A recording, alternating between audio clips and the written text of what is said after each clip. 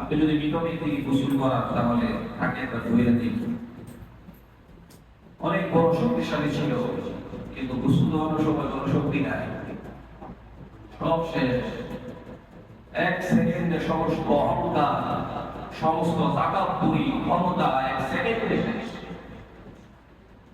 সে লড়তে চড়তে পারে না, হাত সামনে ওরা এমনি করতে হয়। বলতে পারে এই জায়গায় পানি নাই, পানি দেওয়া হয়, এই জায়গায় পানি দেওয়া, এই জায়গায় ময়লা এখনো আছে, এই জায়গায় ব্যথা লাগতেছে, কোনো শব্দ না। যখন জন্ম হয়েছিল তখন তাকে যেমন শুরুতে গোসল হয়েছে তার কোনো শব্দ নাই। এমনি গোসল করাও, সেমনি গোসল করাও, যেরকম বলতে পারে না। যাওয়ার সময় কি অবস্থা, সে টু শব্দ পর্যন্ত করতে পারে না।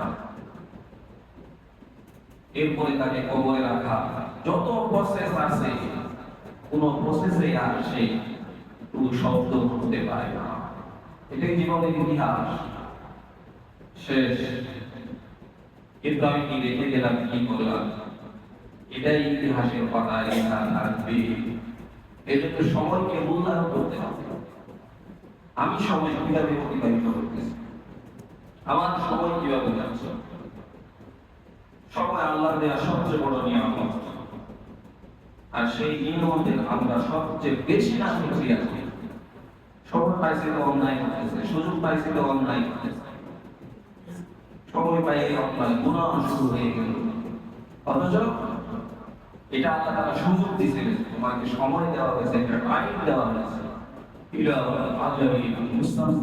একটা নির্দিষ্ট টাইম তোমাকে দেওয়া হয়েছে। এই টাইমে তুমি কি করতেছো? সময়ের সৃষ্টিকর্তা আল্লাহ।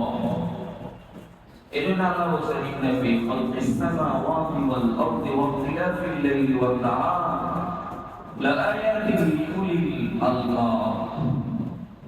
নিশ্চয় আসমান, জমিন এবং রাত দিনের আবর্তনে জ্ঞানীদের জন্য শিক্ষা রয়েছে। আসমানের দিকে তাকাইয়া চিন্তা করে দিলে কে সৃষ্টি করলো? পৃথিবীহীন আকাশ কেমনে দাঁড়ায় আছে, কেমনে ঝুলন্ত অবস্থায় আছে? অবশ্যই এর একজন সৃষ্টিকর্তা আছে। এবং এই জমিন কে সৃষ্টি করলো? অবশ্যই এর একজন সৃষ্টিকর্তা আছে। এবং রাত দিনের এই যে আবদ্ধ বিবদ্ধ আসছে যাচ্ছে, আসছে যাচ্ছে, আসছে যাচ্ছে, এটা কিভাবে হবে? সারা পৃথিবীর মানুষ মিলে একটা দিনকে আনতে পারবে না, একটা দিনকে গত করতে পারবে না, একটা রাতকে আনতে পারবে না, গত করতে পারবে না। এটা পুরাটাই করছেন আমার আল্লাহ। লাআয়াতিন লিউলিল আলবাব। আল্লাহ বলতেছেন জ্ঞানী যারা চিন্তা করে, আর অন্যরা এগুলিকে কোনো গবেষণা করে না, চিন্তা করে না। তারা আছে খাও দাও ফুর্তি করো। গরু চিন্তা একটাই, সকালে কি খাবো, দুপুরে কি খাবো, রাতে কি খাবো। ছাগলের চিন্তা একটাই, সারাদিনে কি খাবো, কাকে কুটা দিব। বাঘের চিন্তা একটাই, কোন জায়গায় গেলে হরিণ শিকার করা যাবে, এটাকে মজা করে খাবো। তাছাড়া আর কোনো চিন্তা নাই। যেই সমস্ত মানুষ শুধুমাত্র খাওয়া দাওয়া আরাম আয়েশ এগুলি চিন্তা করে সারাদিন আমাকে এই করতে হবে, গরুর সাথে, ছাগলের সাথে, বাঘের সাথে, তার সাথে কোনো তফাৎ থাকতে পারে না। এগুলো শুধু খাওয়া দাওয়ার চিন্তা। বাঘের চিন্তা একটাই, কাকে শিকার করবে, তার দাপট কখন, কাকে কিভাবে দেখাইছে, তার অবতার দাপট, এটাই তার চিন্তা। কাকে কাবু করা যাবে, এটাই তার চিন্তা। যখন এই চিন্তা চেতনা কোনো মানুষের ভিতরে চলে আসে, সেই লোকটা মানুষ থাকতে পারে না। আল্লাহ বলছেন এটা জানোয়ার, জানোয়ারের থেকেও বড় জানোয়ার। ولقد ذرأنا لجهنم كثيرا من الجن والإنس لهم قلوب لا يفقهون بها ولهم أعين لا يبصرون بها ولهم آذان لا يسمعون بها আল্লাহ বলছেন কান দিছি শোনে না, চিন্তা চেতনার জন্য একটা শক্তি দিছি, চিন্তা চেতনা করে না। চোখ দিছি ভালো কিছু দেখে না, গরু ছাগলের মতো সামনে যা আছে তাই করে। তাহলে এগুলির মধ্যে আরেকটা জানোয়ারের মধ্যে কোনো পার্থক্য নাই। এজন্য আল্লাহ বলেছেন যারা চিন্তা করে গবেষণা করে তারা হচ্ছে জ্ঞানী। তাহলে আসমান জমিন তার প্রতিদিন নিয়ামত কর্তৃত্ব কে করছেন? আল্লাহ করেছেন। সে আল্লাহ বলতেছেন এগুলি সব আমি করছি। ইন্না ইদ্দাতাশ শুহুরি ইনদাল্লাহি ইসনা আশারা শাহরান ফি কিতাবিল্লাহি ইয়াওমা খালাকাস সামাওয়াতি ওয়াল আরদ। পৃথিবীর সৃষ্টির শুরু থেকে নিয়ে মাস গণনা হচ্ছে 12টি। আল্লাহ সৃষ্টি করছে মাস 12টি। এটা আল্লাহর দেয়া নিয়ামত। সেই মাসের মধ্যে মুহররম হচ্ছে সর্বপ্রথম মাস। আর এই মাসের মধ্যে 4টি মাস হচ্ছে সম্মানিত মাস। অন্যান্য মাস সম্মানিত, তবে এই 4টি মাসকে বেশি গুরুত্ব দেওয়া হয়েছে। মুহররম এটা আরবি মাসের প্রথম মাস। আজকে হচ্ছে জিলহজের 28। আজকেও শেষ হতে পারে, আরেকদিন থাকতেও পারে। তো মুহররম মাস আরবি মাসের প্রথম মাস। কিন্তু কোনো খবর আছে? কোনো খবর নাই। জানুয়ারি হলে আবার খবর ছিল, আবার বৈশাখ থাকে খবর। লাল সাদা কাপড়, সে নিজেও পাঞ্জাবি পরে, সে নিজেও শার্ট পরে। আবার যেই বাচ্চা লাগালে বাচ্চা এদেরও বৈশাখের পোশাক পরে দেয়। ছোট থেকেই সেই, এটাই তোর কালচার, এটাই তোর সংস্কৃতি, এটা ছোট থেকেই শিখ। মুহররমের সংস্কৃতি শিখার দরকার না, আরবি মাস শিখার দরকার নাই। বৈশাখ শিখ আর ফেব্রুয়ারি এর যে প্রথম মাস আছে জানুয়ারি, এটা শিখ। এটা আমাদের বাচ্চাদেরকেও শিখেছে, আমরা শিখেছি। কিন্তু মুহররমের খবর নাই। অনেকে জানি না যে মুহররম মাস আসছে, খবর নাই। কিন্তু আরবি মাস এটা আল্লাহর দেয়া মাস। 12 মাস এটা আল্লাহর দেয়া 12 মাস। এবং এই মাসগুলির মধ্যে 4টি মাস হচ্ছে সম্মানিত মাস। জিলকদ, জিলহজ, মুহররম এবং রজব। তিনটি একসাথে আর রজব, এই 4টি মাস সম্মানিত মাস। তো অবশ্যই রমজানের পরে সম্মানিত মাস। রমজানের কথা আলাদা, রমজানের ফজিলত আলাদা, রমজানের মর্যাদা আলাদা। রমজানের পরে এই 4টি মাসের ফজিলত মর্যাদা আল্লাহর কাছে অনেক বেশি। তো মুহররম এই যে হিজরি সন, এটা কিভাবে শুরু হয়েছে? এই হিজরি সন শুরু হয়েছে, এর ইতিহাস রয়েছে। রাসূল সাল্লাল্লাহু আলাইহি ওয়াসাল্লাম যখন মক্কার মধ্যে দাওয়াত দেওয়া শুরু করলেন, তখন কাফের মুশরিকরা তার বিরোধী হয়ে গেল। বিরোধী কেন হয়েছে? টাকা পয়সা নিয়ে কোনো লেনদেন নাই। রাসূল সাল্লাল্লাহু আলাইহি ওয়াসাল্লামের সাথে ব্যক্তিগত কোনো সমস্যা নাই। সমস্যা একটাই, রাসূল কেন আল্লাহর কথা বলে, রাসূল কেন তাদের মূর্তির বিরোধিতা করে, এই জন্য রাসূলের সাথে তাদের সমস্যা। এমনকি দারুল্লাহ সেখানে তারা ষড়যন্ত্র গৃহ, যেখানে তারা সলা পরামর্শে বসে গেল যে রাসূল সাল্লাল্লাহু আলাইহি ওয়াসাল্লামকে কিভাবে হত্যা করা যায় বা তাকে কিভাবে শায়েস্তা করা যায়, এই ধরনের সলা পরামর্শ। এবং তাকে জীবিত অথবা মৃত উপস্থিত করতে পারলে 100 উট উপহার দেওয়া হবে। কতিপয় যুবক লাভদায়ী করলেন, দাঁড়িয়ে গেল যে আমরা এই কাজটা করব। তো এরপরে আল্লাহ সুবহানাহু ওয়া তাআলা রাসূল সাল্লাল্লাহু আলাইহি ওয়াসাল্লামকে হিজরতের নির্দেশ দেন। আপনি আর মক্কায় থাকেন, আপনি এবার মদিনায় চলে যান। রাসূল সাল্লাল্লাহু আলাইহি ওয়াসাল্লামের হিজরত এটা ইসলামের মোড়কে পুরা পাল্টিয়ে দেয়। এবং জালিমদের এলাকা থেকে রাসূল সাল্লাল্লাহু আলাইহি ওয়াসাল্লাম চলে যান মদিনাতে, সোনার মদিনাতে চলে যান। নিজের এলাকা ছেড়ে মদিনায় যেতে তিনি বাধ্য হন। সেটা হচ্ছে হিজরত। আল্লাহ তাআলা বলেছেন, আল্লাযীনা আমানু ওয়া হাজারু ওয়া জাহাদু ফি সাবিলিল্লাহি বিআমওয়ালিহিম ওয়া আনফুসিহিম আ'যামু দারাজাতান ইনদাল্লাহ। যারা ঈমান এনেছে, হিজরত করেছে, আল্লাহর রাস্তায় জিহাদ করেছে, তার জান এবং মাল দিয়ে আল্লাহর কাছে তাদের মর্যাদা অনেক বেশি। যারা ঈমান এনেছে, যারা হিজরত করছে, যারা আল্লাহর রাস্তায় জিহাদ করছে নিজের জান মাল দিয়ে আল্লাহর কাছে তাদের অনেক মর্যাদা। তো যারা মুহাজির হয়েছে, যারা হিজরত করেছে তাদের অনেক মর্যাদা। এবং আল্লাহ তাআলা বলেন যে অগ্রবর্তী দলটা, অগ্রবর্তী দল হচ্ছে যারা হিজরত করেছে সর্বপ্রথম, যারা মুহাজির হয়েছে দ্বীনের জন্য নিজের মাতৃভূমি, আত্মীয় স্বজন, বাবা মা সবাইকে ছেড়ে শুধুমাত্র দ্বীনের জন্য দেশ ত্যাগ করেছে। এই জন্য দারুল হরব ছেড়ে, দারুল আমান অর্থাৎ কুফরি রাষ্ট্র ছেড়ে, কাফেরদের রাষ্ট্র ছেড়ে যেই জায়গায় ইসলামী রাষ্ট্র আছে, ইসলামে সবকিছুই বেশি, মুসলমান বেশি, সেই জায়গায় যাওয়া মুসলমানদের জন্য নিরাপদ। আর আজকে মুসলমানরা না জানার কারণে শুধুমাত্র দুনিয়া কামানোর জন্য,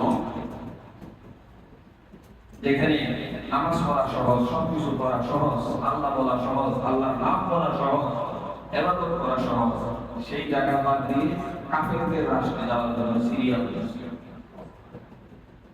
এখন যদি ঘোষণা করা হয় যে আমেরিকা, লন্ডন, যত কাফের রাষ্ট্র আছে কে কে যাইতে রাজি আছে, হুজুর 12 লাখ 20 লাখ টাকা দিন খালি নিরাপত্তা দেবে, যে অবশ্যই দিতে পারবে, তাহলে আমি রাজি আছি। কাফের রাষ্ট্র হোক আর তাই হোক, কোনো সমস্যা নেই, সে দুনিয়া বুঝছে। অথচ ফেরেশতারা বলবে মরণের সময় তোমার রাজা যে তুমি কেন হিজরত করলা, যখন তাদেরকে বলা হবে যে তুমি যে আমেরিকায় ছিলে, তুমি যে লন্ডনে ছিলে, তুমি অস্ট্রেলিয়ায় ছিলে, তুমি যে কাফের রাষ্ট্রে ছিলে, তুমি ঠিক মতো নামাজ পড়তে পারো নাই, যাকাত দিতে পারো নাই, পর্দা করতে পারো নাই, তাহলে হিজরত কেন করো নাই? হিজরতের জায়গা ছিল কি ছিল? অমুক অমুক রাষ্ট্র হিজরতের জায়গা ছিল যেখানে শান্তিপূর্ণ ভাবে আল্লাহকে ডাকা যায়, আল্লাহর ইবাদত করা যায়, সেখানে কেন যাও না? যেহেতু যাও না, তাহলে ডাইরেক্ট আমেরিকা হইয়া, লন্ডন হইয়া, অস্ট্রেলিয়া হইয়া, কানাডা হইয়া জাহান্নামে চলে যাও। এগুলি হলো ওগুলির রাস্তা। এমনকি ইটালি যাওয়ার জন্য দালালদের খপ্পরে পড়ে, আদম ব্যবসায়ী যারা আছে, দালালি করে যারা, এদের খপ্পরে পড়ে সমুদ্র পার হয়ে লাখ টাকা খরচ করে এরপরে বিভিন্ন জায়গায় যাচ্ছে, লক্ষ লক্ষ টাকা শেষ দালালদের খপ্পরে পড়ে। এই ধরনের ভিডিওর অভাব নাই। মিশা কথা বলে অমুক মাসে নিয়ম, তমুক মাসে নিয়ম, এইভাবে এরপরে বাবা মার সাথে কন্ট্যাক্ট করা যায় যে এত টাকা না দিলে তাকে সেখানেই মেরে ফেলা হবে, সমুদ্রের মধ্যে ঝাঁপ দিতেছে। এই যে জীবনের রিস্ক, এভাবে জীবনের রিস্ক নিয়ে আমার মারা যাচ্ছে। এই মরাকে শহীদ করবে নাকি এই মরা আত্মহত্যা মরা? পাঁচতলা থেকে আপনি আমি যদি বলি যে আল্লাহর উপরে ভরসা করে পাঁচতলা থেকে দিলাম লাভ, তাহলে কি এটা আত্মহত্যা হবে? আল্লাহর উপর ভরসা হবে, এটা আত্মহত্যা হবে। জানি যে এরকম বিপদ আমার সামনে আছে, এরকম ভিড়ের শেষ নাই, এরপরেও সে শুধুমাত্র দুনিয়ার ইনকামের জন্য এভাবে গেলে, এভাবে যদি কেউ মারা যায় তাহলে আত্মহত্যার শামিল হবে। এই জন্য ফেরেশতারা মরণের সময় বলবে যে কি ব্যাপার, এখানে ছিলে, নামাজ পড়তে পারবে, এরপর দেশ থেকে কেন করো না, হিজরত কেন করো না? রাসূল সাল্লাল্লাহু আলাইহি ওয়াসাল্লাম যখন দাওয়াত দিতে পারতেছিলেন না, অর্থাৎ হুমকি দিচ্ছিল, তখন রাসূল সাল্লাল্লাহু আলাইহি ওয়াসাল্লাম হিজরত করলেন। সেখান থেকে হিজরত শুরু, ইজতিশাদ শুরু, কিন্তু গণনা শুরু হয় নাই। এর পরবর্তীতে ওমর রাদিয়াল্লাহু তাআলা খেলাফতকালে আবু মুসা আশআরী রাদিয়াল্লাহু তাআলা চিঠি লিখলেন যে হে খলিফা, আপনি বিভিন্ন চিঠি দেন, মাসের নাম উল্লেখ থাকে কিন্তু সম, হিজরি এগুলো উল্লেখ থাকে না। তাহলে শাবান মাস লেখছেন, এটা কোন হিজরির শাবান মাস, কোন সালের শাবান মাস, এটা তো আমরা বুঝতে পারি না। বিভিন্ন ধরনের বিভিন্ন এই ধরনের পরামর্শ, এবং যারা চাকরি করতেছে তাদের বেতন ভাতা, এগুলি ডেট লেখা, এগুলি লেখা যাচ্ছিল না। তখন সাহাবায়ে কেরাম পরামর্শে বসলেন, ওমর রাদিয়াল্লাহু তাআলা পরামর্শে বসলেন যে তাহলে আমরা পরামর্শ করে কি করা যায়। বিভিন্ন সাহাবী বিভিন্ন ধরনের পরামর্শ দিলেন। কেউ বললেন যে রাসূলের জন্ম থেকে সংগণনা শুরু হবে, কেউ বললেন রাসূলের মৃত্যু থেকে সংগণনা শুরু হবে, কেউ বললেন বদর যুদ্ধের তারিখ থেকে সংগণনা শুরু হবে, কেউ বললেন কুরআন নাযিলের সময় থেকে টাইম থেকে দিন থেকে সংগণনা শুরু হবে। এক একজন এক এক পরামর্শ দিলেন। আলী রাদিয়াল্লাহু তাআলা বললেন যে রাসূলের হিজরতের টাইম থেকে সংগণনা শুরু হোক, এটা আমার কাছে ভালো লাগে। তখন সকল সাহাবায়ে কেরাম বললেন যে হ্যাঁ, আলী রাদিয়াল্লাহু তাআলার পরামর্শে আমরাও রাজি, আমরাও সেটাই চাই। তার কারণ হচ্ছে হিজরতের মাধ্যমে ইসলামের মধ্যে ব্যাপক পরিবর্তন আসছে। আগে কাফেররা যে নির্যাতন করতেছিল, ইসলামকে কোনোভাবেই তারা প্রচার প্রসার করতে দিতেছিল না। রাসূল সাল্লাল্লাহু আলাইহি ওয়াসাল্লাম আল্লাহর নির্দেশ করে যখন হিজরত করলেন, তখন থেকে ইসলামের প্রচার প্রসার বেড়ে গেল। এটা আমূল পরিবর্তন এনেছে ইসলামের মধ্যে। এজন্য এখান থেকেই হিজরতের সন গণনা শুরু হয়ে যায়। তো সেখান থেকে হিজরতের সন গণনা, এরপরে ওটা দিল ফায়সালা দিলেন যে হ্যাঁ, রাসূলের হিজরতের সময় থেকেই সন গণনা শুরু হবে। এরপর থেকে হিজরি সাল শুরু হয়ে গেল। হিজরি সন গণনা এর মধ্যে সওয়াব রয়েছে, এবং হিজরি সন গণনা করা মুসলমানদের জন্য ফরজ কিফায়া। কেউ যদি গণনা না করে তাহলে সবাই গুনাহগার হবে, আর কোটি করে যদি গণনা করে তাহলে সবাই বেঁচে যাবে। বাংলা যখন এটা ভারত উপমহাদেশ একসাথে ছিল, তখন আরো গণিতের মাধ্যমে ভারত উপমহাদেশেও হিজরি সন গণনা ছিল। কিন্তু যখন ফরাসির যুদ্ধে বাংলা নবাব সিরাজউদ্দৌলা পরাজয় হয়ে গেল, ইংরেজদের দখলে এই দেশ চলে আসলো, তখন থেকে হিজরি সন গণনা বন্ধ হয়ে গেল। আজও পর্যন্ত রাষ্ট্রীয়ভাবে এই গণনা নাই, এখন সবাই গণনা করতে পারে। তো এই হিজরি সন গণনা এটা হচ্ছে ফরজে কিফায়া। কতিপয় মানুষকে অবশ্যই এটা গণনা করতে হবে। যেমন ইসলামিক ফাউন্ডেশনের তরফ থেকে কবে চালু হয়ে এটার জন্য হেলাল কমিটি আছে, তারা চাপ দেখবে, এরকম একটা নির্দিষ্ট দল আছে, তারা এটা দেখতেছে। রাসূল সাল্লাল্লাহু আলাইহি ওয়াসাল্লাম বলেছেন যে যখন নতুন চাঁদ ওঠে তখন তোমরা দোয়া করো, আল্লাহুম্মা আহিল্লাহু আলাইনা বিল ইউমনি ওয়াল ঈমান ওয়াস সালামতি ওয়াল ইসলাম রাব্বি ওয়া রাব্বুকা আল্লাহ। এই দোয়া যে নতুন চাঁদ ওঠে এই দোয়া করতে হবে। দোয়া পাই আমরা, আল্লাহুম্মা আহিল্লাহু আলাইনা, হে আল্লাহ আমাদের জন্য এই চাঁদকে বিল ইউমনি ওয়াল ঈমান, আমানত, ঈমান, সালামত, নিরাপদ, ইসলামের সাথে উঠা। অর্থাৎ এই চারটা যে আমার জন্য নিরাপদ হয়, এই মাসটাতে আমি ভালো থাকি, নিরাপদ থাকি, শান্তিতে থাকি, সালামতে থাকি, ইসলামের উপর থাকি, ঈমানের উপরে থাকি। আমার রব এবং চাঁদের রব, পৃথিবীর রব, সবার রবই হচ্ছে আল্লাহ। কত সুন্দর দোয়া। তো এটা হচ্ছে নতুন চাঁদ দেখার দোয়া, চাঁদ উঠে এই দোয়া করা। এই মাস আমরা করলে সওয়াব আছে। এজন্য সবাইকে এই মাসের তারিখ সম্পর্কে জানতে হবে, জানা উচিত। তার কারণ কারণ চক্র মাসের হিসাবে বিভিন্ন মাসে বিভিন্ন আমল রয়েছে, যে আমলের মাধ্যমে আমার জান্নাত জাহান্নামের ফয়সালা হবে। ইল্লাল্লাযীনা আমানু ওয়া আমিলুস সালিহাত। ঈমান আনো, আমল করো, নাকি ঈমান আনো পয়সা না, কোনো আমল দরকার নাই, আল্লাহ জান্নাত দিয়ে দিবেন না দিবেন না, এরকম না। ঈমান আনো, আমল করো। তো সেই আমল আমি কিভাবে করব? জানুয়ারি মাসে কোন আমল আছে? এরকম কোন আমল আছে? জানুয়ারি মাস আসলে এই আমল করতে হবে, আছে। ফেব্রুয়ারিতে, মার্চে, এপ্রিলে এরকম কোনো উল্লেখ করে এই মাসে এই আমলের উপর না, এমনি ভাবে বৈশাখ, জ্যৈষ্ঠ, আষাঢ়, শ্রাবণ এগুলিতে নাই। বরং আমল না করে আমলের বিরোধিতার জন্য বিভিন্ন ডেট রাখা হয়েছে। 14 ফেব্রুয়ারি আমলের বিপরীত ডেট, অমুক তারিখ আমলের বিপরীতে ডেট, অমুক তারিখ আমলের বিপরীতে ডেট, পয়লা বৈশাখ আমলের বিপরীতে ডেট। সবাইকে উশৃঙ্খল ভাবে নগ্ন হয়ে অমুক জায়গার নিচে বসতে হবে, মিছিল করতে হবে, ভোট, পেটনি, পেশা, অমুক তমুক এগুলির ছবি আঁকায় মুখোশ ধারণ করতে হবে, বাংলা ইংলিশ খাইতে হবে। এগুলি ইসলামে আছে? 31 নাইট সহকারে এই যত কিছু আছে, এগুলির আমলের বিরোধিতা আছে, কিন্তু পক্ষে না। এই জন্য আমল বুঝতে চাইলে চান্দ্র মাসের হিসাব করতে হবে। এই জন্য গণনা করা সওয়াবের কাজ, এই জন্য গণনা করা কতিপয় মুসলমানদের জন্য ফরজে কিফায়া। মুহররম, তো মুহররম কেন প্রথম মাস আসলো? অন্যান্য মাস যেগুলি ছিল এগুলো প্রথম মাস আসলে না। যে মুহররম মাসে রাসূল সাল্লাল্লাহু আলাইহি ওয়াসাল্লাম হিজরতের আগে কিছু মুসলমানকে মদিনায় হিজরতের জন্য পাঠিয়ে দিয়েছিলেন, অথবা প্রথম বায়াত গ্রহণ করেছিলেন মুহররম মাসে।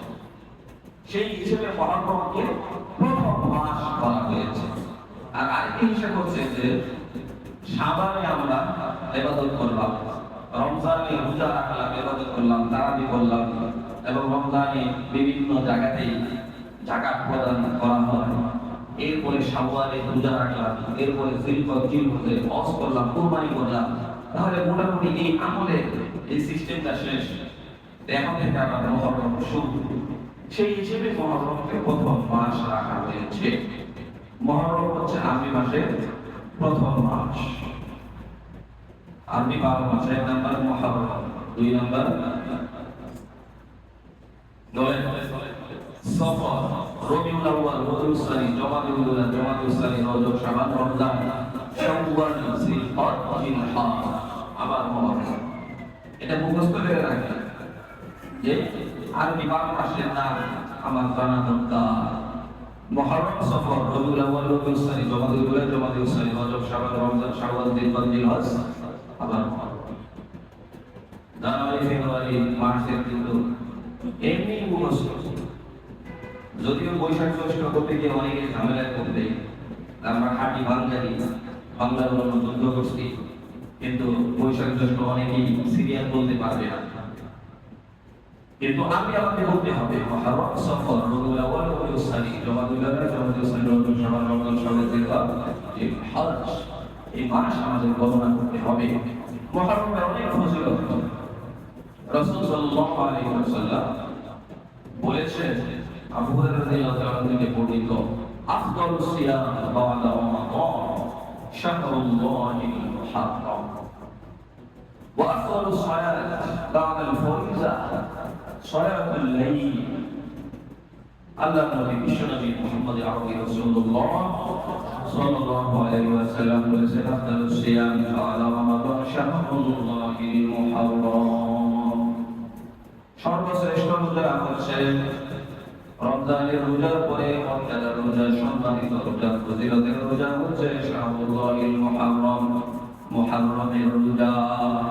রমজানের পরে কোনো শ্রেষ্ঠ রোজা থাকে, রমজানের পরে যদি ফজিলতের রোজা থাকে, সেটা হচ্ছে মুহররমের রোজা। ওয়া আফদালুস সালাত, এবং সর্বশ্রেষ্ঠ নামাজ বা'দাল ফারিজা, ফরজ নামাজের পরে সালাতুল লাইল, সেটা হচ্ছে তাহাজ্জুদের নামাজ। ফরজ নামাজের পরে সর্বশ্রেষ্ঠ সর্বোত্তম মর্যাদার নামাজ হচ্ছে সালাতুল লাইল, অর্থাৎ তাহাজ্জুদের নামাজ। তাহলে রমজানের রোজার পরে শ্রেষ্ঠ রোজা হচ্ছে মুহররমের রোজা, ফরজ নামাজের পরে শ্রেষ্ঠ নামাজ হচ্ছে তাহাজ্জুদের নামাজ। রমজানের রোজা গুরুত্বপূর্ণ রোজা, শ্রেষ্ঠ রোজা। এরপরে কোন রোজা শ্রেষ্ঠ? এরপরে শ্রেষ্ঠ রোজা হচ্ছে মুহররমের রোজা। আমি কিন্তু আশুরার রোজা বলি না, মুহররম এবং আশুরা আলাদা। আশুরার রোজা আলাদা। নবীজি বলছেন মুহররমের রোজা, অর্থাৎ মুহররম মাসে শুধুমাত্র 10 তারিখের রোজা তা না, 9, 10, 10, 11 সেই তারিখের রোজা তা না, বরং মুহররমে আরো রোজা রয়েছে। মুহররম মাস ঘিরেই রোজা রয়েছে।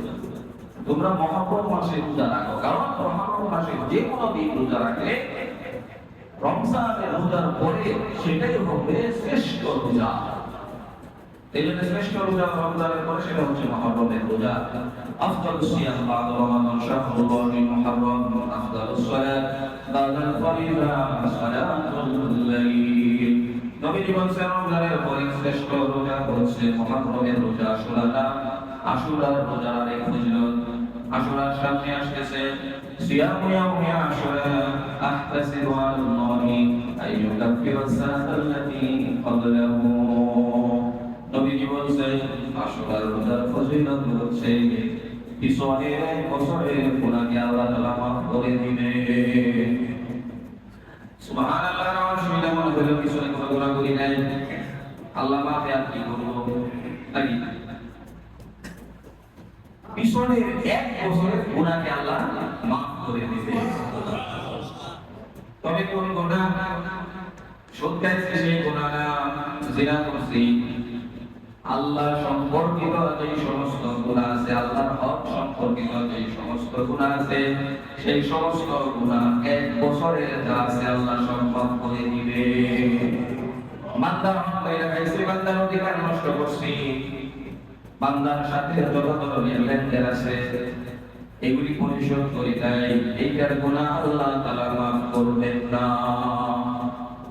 সেটা হচ্ছে আল্লাহ সম্পর্কিত গুনাহ, নামাজ পড়ার দ্বারা মাফ করে দিলাম, এটা করছে দ্বারা মাফ করে দিলাম, কিন্তু বান্দা সম্পর্কিত গুনাহ নয়। তো এটা হচ্ছে আশুরার ফজিলত। আশুরার ফজিলত হচ্ছে যে ব্যক্তি সিয়ামু ইয়াউমি আশুরা আহতাসিবু আলাল্লাহ আইয়ুকাফিরা সানাতাল্লাতী ক্বাবলাহু, যে ব্যক্তি আশুরার 10 তারিখে রোজা রাখবে আল্লাহ তাআলা তার পিছনের এক বছরের গুনাহ মাফ করে দিবে। রাসূল সাল্লাল্লাহু আলাইহি ওয়াসাল্লাম মদিনায় যাওয়ার পরে দেখলেন ইহুদিরা রোজা রাখে।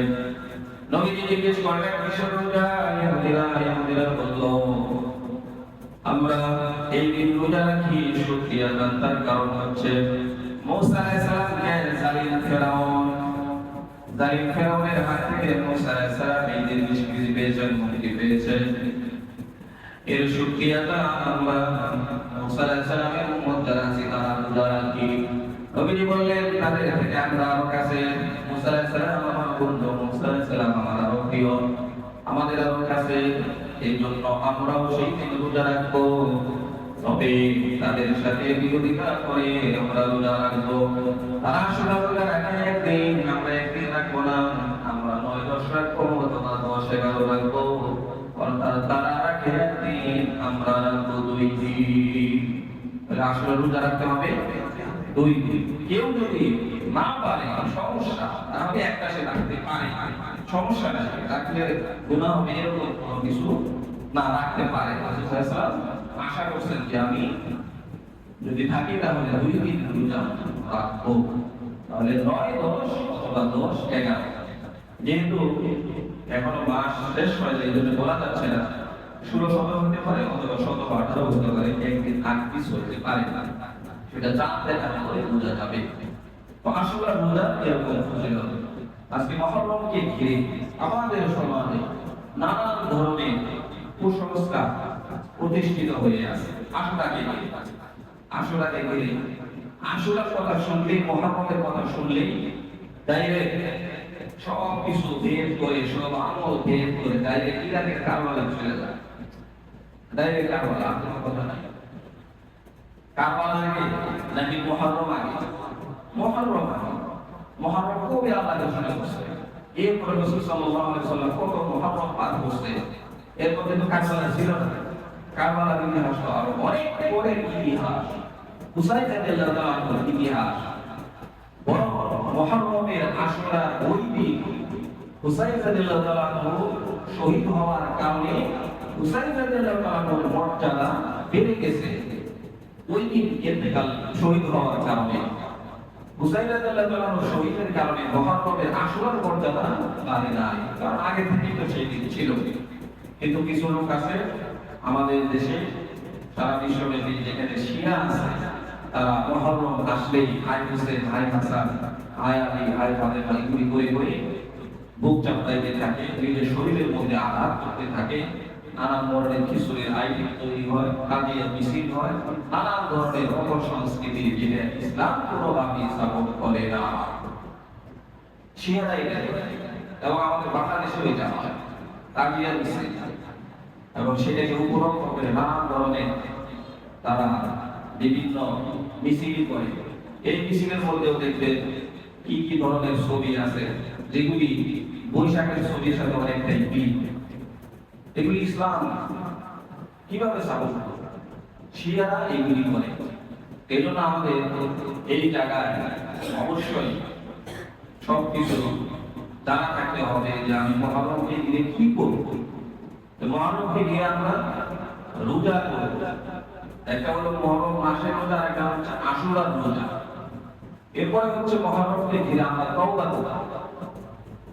এটা জিলহজ আজকে 28 তারিখ, আজকে হয়তো এই মাস শেষ হতে পারে, অথবা আরেকদিন আমরা পাইতে পারি। এখন মাস শেষ হলে আরেক মাস আসলে আমল কি? আমল হচ্ছে আল্লাহ গত মহরম থেকে নিয়ে এই জিলহজ পর্যন্ত কত আমল করার কথা ছিল, আমলগুলি করতে পারি নাই। অন্যায় করতে তুমি নিষেধ করছিলে, সেই অন্যায় করে আমি করে ফেলেছি। জিনা করছি, মদ খাইছি, ঘুষ খাইছি, সুদ খাইছি, দুর্নীতি করছি, সন্ত্রাসী করছি, ডাকাতি করছি, অন্যায় করছি, জুলুম করছি, কত কিছু করছি। এগুলি তুমি মাফ করে দাও, আর আগামী বছর আমার জন্য ঈমান, ইসলাম, নিরাপত্তা আমলের বছর হিসেবে কবুল করে নাও। এটা হচ্ছে কথা।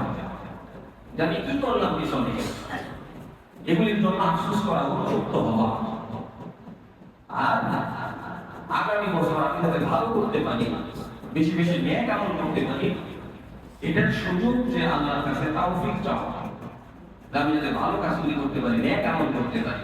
এটা হচ্ছে বছর শেষ এবং শুরু উদযাপনের সিস্টেম, অন্য কোনো সিস্টেম নেই। তাওবা করা, যে যা করছি পিছনে আল্লাহ তাআলা আমাদেরকে মাফ করে দেয়। আল্লাহর কাছে তাওবা করা, যে এই গত মহরম থেকে নিয়ে জিলহজ পর্যন্ত যত গুনাহ করছি আল্লাহ মাফ করে দেন, আর গুনাহ করব না। এটা হচ্ছে মাস, বছর শেষ শুরু উদযাপনের সিস্টেম, আর কোনো সিস্টেম নাই। কিন্তু যারা 31 নাইটের মতো এটা উদযাপন করবে, বৈশাখের মতো উদযাপন করবে, আশুরার মতো উদযাপন করবে, এটা তাদের মতো করতে পারে। এটা বিদেশি সংস্কৃতি হইতে পারে, কাফের মুশরিকদের সংস্কৃতি হইতে পারে, কোনোভাবেই এটা ইসলামের সিস্টেম নয়। এই জন্য এগুলি পরিহার করতে হবে। খিচুড়ি খাইতে হবে, খিচুড়ি মানুষকে দিতে হবে, এই করতে হবে, এই ধরনের কোনো সিস্টেম ইসলামে নাই। এগুলি কুসংস্কার, এগুলি বিদআত। এই সমস্ত কাজ মুসলমানদেরকে পরিহার করতে হবে। তাহলে মুহররমের আমল হচ্ছে বেশি বেশি রোজা রাখা। 2 নম্বর আল্লাহর কাছে তাওবা করা এবং নেক আমলের জন্য তাওফিক চাওয়া, যে আমি বেশি বেশি নেক আমল কিভাবে করতে পারি, সেই তাওফিক আল্লাহর কাছে চাইতে হবে। তাওফিক ছাড়া আল্লাহর কাছে তাওফিক ছাড়া কেউ নেক আমল করতে পারবে? কেউ পারবে না। অনেক বুদ্ধি, অনেক ধনী, অনেক ক্ষমতা, কিন্তু ভালো কাজ করার ক্ষমতা তার নাই। তার মাথার মধ্যে সব সময় শয়তানি বুদ্ধি, শয়তানি বুদ্ধি তার মাথায় হিজহিজ করে। ভালো বুদ্ধি নেই, ভালো পরামর্শ নেই। ওদের সাহায্য করতে ওদের কার কাছে যাও, অমুকের কাছে যাও, এর কাছে শয়তানি বুদ্ধি যত আছে, গাড়ি কেমনি কি করা লাগে সব হয়ে যায়, এর কাছে যাও। তো তাওফিক, আল্লাহর কাছে তাওফিক চাইতে হবে ভালোর জন্য। যে আল্লাহ, তোমার তাওফিক ছাড়া আমি ইবাদত করতে পারবো না, তোমার তাওফিক ছাড়া আমি ভালো কাজ করতে পারবো না। আল্লাহ যদি তাওফিক দেন, তাহলে বান্দা ভালো কাজ করতে পারে। এজন্য আল্লাহর কাছে এই বছর যাতে এই মুহররম থেকে নিয়ে আগামী জিলহজ পর্যন্ত, আগামী কবর পর্যন্ত, আমার মৃত্যুকাল পর্যন্ত আমি বেশি বেশি নেক আমল করতে পারি, এই দোয়া সবসময় আল্লাহর কাছে করতে হবে। রব্বানা লা তুযিগ কুলুবানা বা'দা ইয হাদাইতানা ওয়া হাব লানা মিন লাদুনকা রাহমা। হে আল্লাহ, আমাদেরকে হেদায়েত দিয়েছেন আলহামদুলিল্লাহ, কিন্তু এরপরে আবার টাকা করে দিয়ে, এরপরে আবার আমারে পথভ্রষ্ট করিয়ে হেদায়েত দিয়েছেন আলহামদুলিল্লাহ, কিন্তু এই হেদায়েতের উপরেই রাখে, হেদায়েতের উপরেই যাতে থাকতে পারি, এই দোয়া সবসময় আল্লাহর কাছে করতে হবে। আল্লাহ তাআলা আমাদের সকলকে মুহররমের শান, মান, তাৎপর্য, মর্যাদা বুঝে আমল করার তৌফিক দান করুন। তো মুহররম আসলে যেরকম নানান ধরনের বেদাত সংস্কার শুরু হয়ে যায়, সাথে সাথে একটা জিনিস শুরু হয়, সেটা হলো সাহাবা বিদ্বেষ। শিয়া যারা, তাদের কাজ হচ্ছে আবু বকর মুনাফিক, তারপরে উমর মুনাফিক, উসমান কাফের, আলী শুধু ভালো, আর এই সাহাবী যে আছে সবই এই। আগামী আমরা বলবো তো সাহাবীদের সম্পর্কে তাদের এই ধারণা, সাহাবীদের সম্পর্কে যাদের কোনো ধরনের খারাপ ধারণা থাকবে তাদের ঈমান থাকবে না। রাদিয়াল্লাহু আনহু ওয়া এটা কার কথা? আল্লাহর কথা। আল্লাহ বলেন আমি সমস্ত সাহাবীদের উপরে রাজি, তারা আমার উপরে রাজি। তারা যদি কোনো কিছু করে ভুল করে তওবা করে আমার কাছ থেকে মাফ নিতে পারে তাহলে সমস্যা নেই। তুই কেন সাহাবীর বিরুদ্ধে বলবি? সাহাবীকে জানি দিবি, তো মহরম মাসে এটা বেশি শুরু হয়ে যায়। এই জন্য আজ আমাদের সাহাবা নামে একটা সংগঠন বাংলাদেশে আসছে।